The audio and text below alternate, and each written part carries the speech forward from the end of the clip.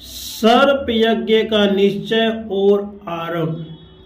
उग्र सर्वा जी कहते हैं, शौनक आदि ऋषियों, अपने पिता के मृत्यु का इतिहास सुनकर जन्मेजय को बड़ा दुख हुआ।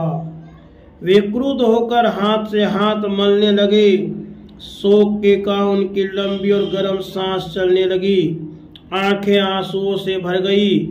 दुख शोक क्रोध से भरकर आंसू बहाते हुए हाथ में जल लेकर बोले, मेरे पिता किस प्रकार स्वर्गवासी हुए यह बात मैंने विस्तार के साथ सुन ली है। जिसके कारण मेरे पिता की मृत्यु हुई है, उस दुरात्मा तक्षक से बदला लेने का मैंने पक्का निश्चय कर लिया है। उसने स्वयं मेरे पिता का नाश किया है। ऋषि श्रृंगी का शाप तो एक बहाना मात्र है।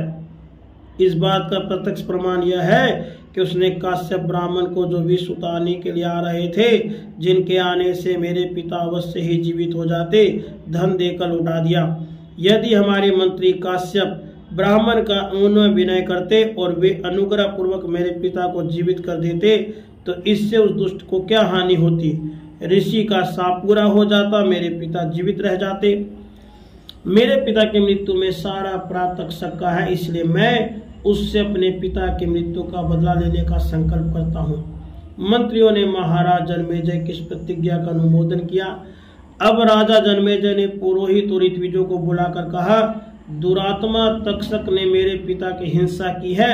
आप लोग ऐसा उपाय बताइए जिससे मैं बदला ले सकूं।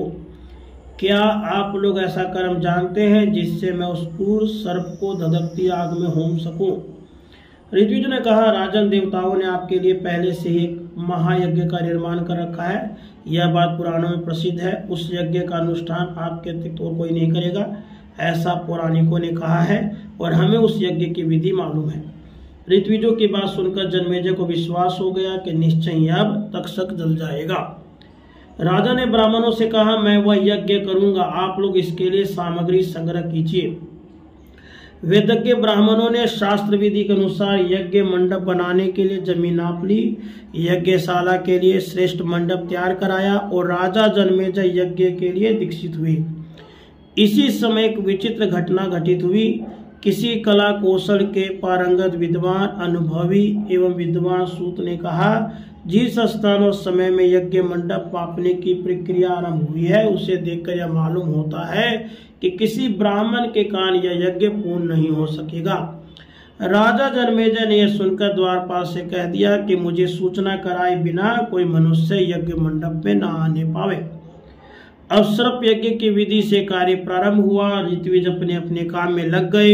ऋत्विजों की आंखें धुएं के कारण लाल लाल हो रही थी। वे काले काले वस्त्र पहनकर मंत्रोच्चारण कर रहे थे। उस समय सभी सर्प मन ही मन कांपने लगे। अब बेचारे सर्प तड़पते, पुकारते, उछलते, लंबी सांस लेते, पूंछ और फनों से एक दूसरे को लपेटते आग में गिरने लगे। सफेद, काले, नीले, पीले, बच्चे, बूढ़े, सही प्रकार के सर्प चिल्लाते हुए टपाटप आग के मुंह में गिरने लगे। कोई 4 कोस तक लंबे, कोई गाय के कान बराबर लंबे सर्प ऊपर ही ऊपर कुंड में आहुति बन रहे थे। सर्प यज्ञ में च्यवन ऋषि चंड भार्गव होता थे। कोत्स, उद्गाता, जैमिनी ब्रह्मा और श्रांगरव और पिंगल अध्वर्यु थे। पुत्र और शिष्यों के साथ व्यास जी, उदालक, परमतक, श्वेत केतु, असिल, देवल आदि सदस्य थे। नाम ले लेकर आहुति देते ही बड़े बड़े भयानक सर्प आकर अग्नि कुंड में गिर जाते थे। सर्पों की चर्बी और मेद की धाराएं बहने लगी। बड़ी तीखी दुर्गंध चारों ओर फैल गई। सर्पों की चिल्लाहट से आकाश गूंज उठा।